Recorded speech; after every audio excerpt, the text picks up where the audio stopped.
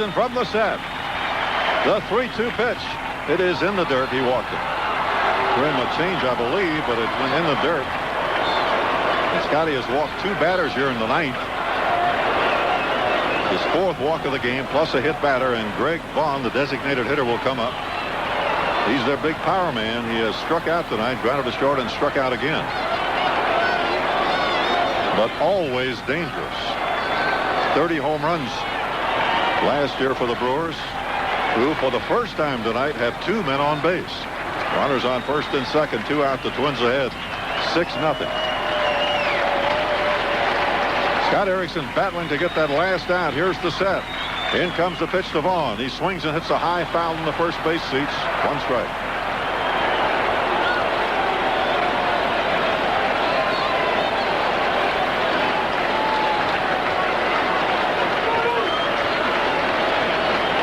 Spires on second and Ward on first. Outfield deep left, infield back. Now blocked 7 or 8 steps towards second base. Scott Erickson out of the set. Here's the pitch to Vaughn. It is high, a fastball. The boy he's trying to get some extra on that pitch. Got it up. 1 ball and 1 strike.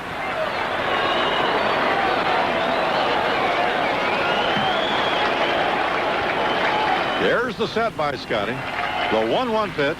And it is a strike on the inside corner. 1-2. 1 ball, 2 strikes. He has fanned Vaughn twice tonight. 1 ball and 2 strikes. 1 strike away now. Erickson taking a sign from Wallback. From the set. He delivers. A swing and a high fly ball to left field. Cole is coming in. Cole coming in. He has it. And it's a no-hit, no-run game for Scott Erickson. Boy, we almost had a collision out there in left field. With Mears running out, Cole caught the ball, and Scott Erickson being mobbed by his teammates out behind the mound. A no-hit, no-run game for Scott Erickson. The first 9-inning no-hit, no-run game the Twins have had since 1962, when Jack Kralik had a no-hit, no-run game against Kansas City. In that game, Kralik missed a perfect game when he walked Kansas City's George Alusic in the 9th inning. The Twins have had 2 other no-hit games. Dean Chance pitched 2 in 1967, won a 5-inning game when he beat the Red Sox 2-0. Another 9-inning game by Chance, a no-hitter, but they scored a run in that game off him against Cleveland. Chance winning it 2-1. But Scott Erickson, boy, he really had to battle here in the 9th inning to get that last out. And boy, I don't know, I almost fell off the chair because it looked like we might have a collision out there in left field between Mears and Cole. Well, Pat Mears running out from his shortstop position. Obviously, he just didn't know that Alex Cole had a chance to make the catch on that play. That was a rather routine play for Alex Cole, but Mears wasn't going to take any chances at all.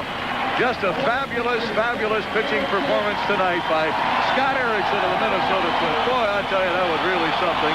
He's being mobbed at this moment, doing some television interviews out behind the pitcher's mound, and we're going to hold it right here. We're not going to take a break.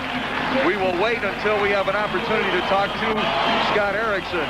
At the moment, Steve Ink, our producer, is setting up the dugout microphone, and Scotty will be joining us very shortly. Well, Herb, it's just a great thrill. It's the second no-hitter I've seen in Major League Baseball. The other was by Dave Righetti of the New York Yankees, and this is really something to watch a pitcher the way Scott Erickson performed here tonight with the stuff that he had.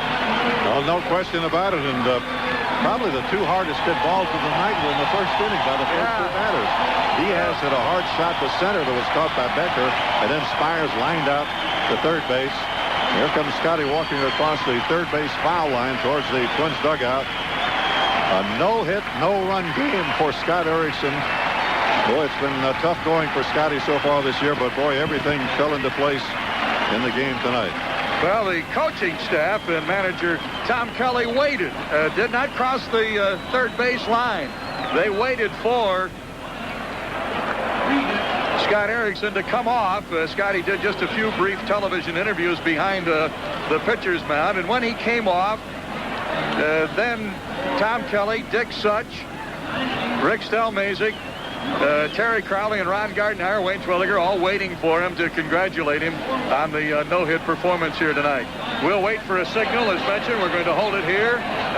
John Harding, our engineer, and Steve Ink, our game producer, will let us know as soon as Scott Erickson is available. But we'll wait to take the break. Just a little breakdown, John and fans, on Scott Erickson tonight. There were 15 ground ball outs. There were 5 balls caught by the outfield, 2 infield fly balls, and Scotty had 5 strikeouts. And the pitch count, I had 129. What'd you have? Yeah, that's what I had. Yeah, and he had 23 pitches in the 9th inning, and as you stated, and very appropriately stated, he probably struggled more in the 9th inning, and why not? I mean, he certainly felt the pressure of whether or not it was going to be a no-hitter, but he threw good pitches in the 9th inning, just like he did in the previous 8 that he pitched. He seemed to have his stuff just as strong in the 9th inning. The ball was moving good all night for him, and well, it's just great to see a fellow, you know, who's been struggling like he has and have most of the Twins pitches, but it shows that it can be done. Yeah, the question I want to ask him is whether he felt the fastball was better than the slider or the fastball better than the breaking pitch tonight, because it appeared to me from here, and we discussed this during the broadcast, it looked to me like, he had command of both pitches. There wasn't any question about that. It'll be interesting to see what he says, which pitch he felt was most effective for him tonight. Yeah, he came within a couple of strikes of getting the side out 1-2-3 in the 9th inning, but then he walked Spires, and then he walked Ward, who fouled off a 3-2 pitch. And then he got Vaughn on that fly ball to left field. It wasn't really that well hit.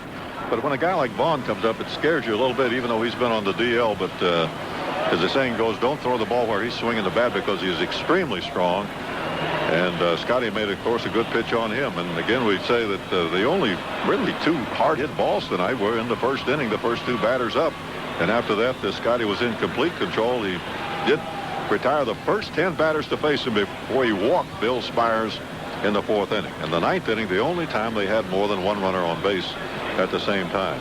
And too, Herb, very interesting as far as the no-hitter is concerned, there was not an outstanding fielding play by the Twins to keep the no-hitter going for Scott Erickson. As far as I was concerned, I didn't think there was a great fielding play. Did you? No, there really wasn't any one play that you could say, well, if so-and-so didn't make that play, it would have been in there for a base hit. If we'd had that collision out there, I don't know how they might have the ball that dropped. They probably would have charged Mears with an error, but that's all academic now. And the Twins did have one double play tonight after Scotty hit John Jaha leading off the 6th inning. He immediately got Valentin, the second baseman, to hit into a double play started by Chuck Knobloch. So it was good, and probably the fact that he had 15 ground ball outs plus 5 strikeouts. There were only 7 balls that were hit in the air that were caught tonight. So he had that good sinker and slider going and had him hitting the ball on the ground an awful lot tonight. Scotty's 2nd win of the year, his 7th career shutout. Yeah, John. The other thing I was going to mention, too, about the fact that there weren't any great fielding plays, that the first 2 batters of the game, Diaz and Spires, I mean, they hit the ball as hard as anybody hit it tonight. Puckett hit the ball hard for a couple of doubles, and the first batter, Diaz, he hit the second pitch of the game for a line out to center, and then the second batter, Spires, hit the 4th pitch offered to him for just a wicked line drive to Scott Elias at third base. He actually caught the ball in self-defense. That's about right, yeah. The only other possibility that you might say was a hard-hit ball was in the 8th inning after Nilsson walked. He went to second on a wild pitch, and then Seitzer hit that. I guess it had a lot of spin on it, that hard shot down to Herbeck, who knocked the ball down and had a little trouble picking it up, but he made the play. But that was probably the only semblance of another tough play that the Twins had all night behind Scott Elias, but the ball was hit right at Ken Herbeck anyway. So, yeah, and I think really if there had been a scorer decision on that play, they would have charged Herbeck with an error, because he fielded the ball cleanly, and then as he was trying to get to first base, and that's when he dropped it, picked it up, dropped it, picked it up, and finally made the play. Yeah, Tom Mee, who is the official scorer for tonight's game, really didn't have a tough decision, which is something that is pressure packed not only for the pitcher and the team and what have you, but it's also for the official scorer. He doesn't want to, give away a no-hitter for a pitcher. That's for sure. Well, Tom was the Twins public relations director back in 1962 when Jack Kralik pitched that game, and of course Tom was not the scorer in that game. Scotty's coming over now, and he's going to be joining us here in just a brief moment, so we'll have an opportunity Herb, why don't you just take it until we hear... Hello? Hi, Scott. How are you? Good. How's it going? Fine. John Gordon here with Herb Carneal. Go ahead, Herb. Congratulations, Scotty. A great job. We're so happy for you. Thank you very much. Scott, I want to ask you, first of all, what did you feel you had most command of tonight, the fastball or the slider? Actually, they both were decent. You know, I still was a little wild. I walked a few guys, and I probably felt the pressure a little bit there in the last inning. But, you know, I was able to get things under control, and, you know, the guys did a good job defensively to help me out. Well, I think a little bit better than decent, Scott, for tonight. But you felt both of them were equal as far as your pitching was concerned? Pretty close. Yeah, that's basically, I'm a two-pitch pitcher. I try to work on a changeup once in a while here and there, but, you know, I got to get both those pitches over for strikes to be effective. Scotty, John and I were talking, and after the first two batters in the first inning, the Brewers really didn't hit any hard shots off you all night long. They hit a few balls pretty good. Luckily, they're right at people. I'd actually taken them out tonight. I really didn't feel that good, and I was getting a little worried when those guys hit 2 bullets on the first couple batters. Did you have any particular feeling during the course of the game that, you know, this might be a record-setting performance for you? You never know. You know, everybody's dreams to go out there and throw a game like that or get lucky and have a few breaks go their way. Well, we don't consider this was a lucky no-hitter. Sometimes you see plays that fantastic plays in the field that taking 2 or 3 hits away. But I don't know. We got a little bit nervous on that fly ball by Greg Vaughn in the 9th inning. A little bit afraid there might have been a collision out there. Yeah, it looked like they might. It's going to drop right between them. But you know, Alex makes up a lot of ground in a hurry, and Mears was right there to make the play too. So turned out all right. Scott, I always go back to a game that you pitched in 1991 when you should have no-hit the New York Yankees at Yankee Stadium. You had, without question, the best stuff I think you've ever had that night. Do you remember that game, and could you compare it to tonight's game here? Yeah, I remember that game, but it's hard to compare a couple teams like that, and that was 2 years ago. So, you know, I just went out there and tried to throw strikes tonight. I lucked out with some good defensive plays, and the guys got some runs early to make it easy for me. Did you feel like you had as good a stuff or better stuff tonight than you had at Yankee Stadium when you two hit the Yankees? Actually, when I took them out tonight, I didn't feel all that good. I did feel like I had a real good fastball, but it started to pick up around the 5th or 6th inning. Scotty, you probably don't realize it, but to put things in perspective, and especially for a guy who's been around a long time like I have, this is the first Twins no-hit, no-run game, a 9-inning no-hit, no-run game in 32 years.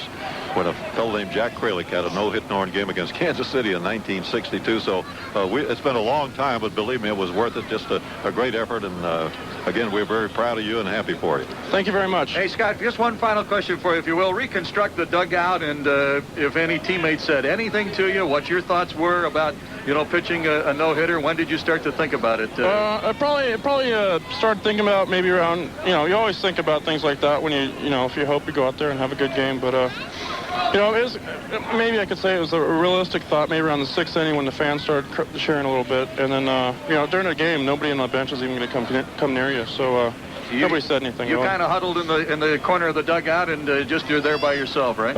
It was pretty much the basic same thing as every game I've pitched so far with the Twins uniform on, so nobody changed anything, and you know, I got lucky and it worked out pretty good. You ever pitch a no-hitter in college or high school? Maybe in Little League once or twice if I got lucky. I don't know. That was very relevant because I probably hit about 5 or 6 guys anyways.